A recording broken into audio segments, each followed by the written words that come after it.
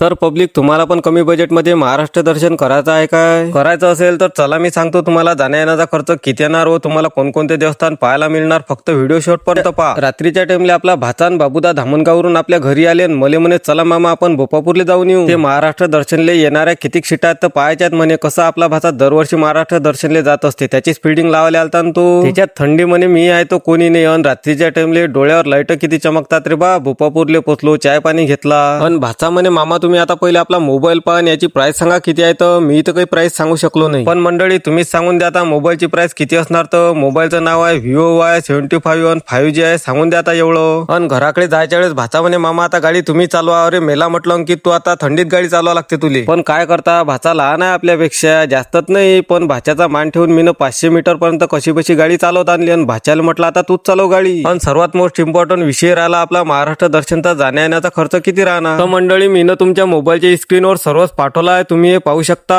आणि जर का तुम्हाला पण यायचं असेल तर लवकरच 2 दिवसात निर्णय घेऊन सांगून द्या.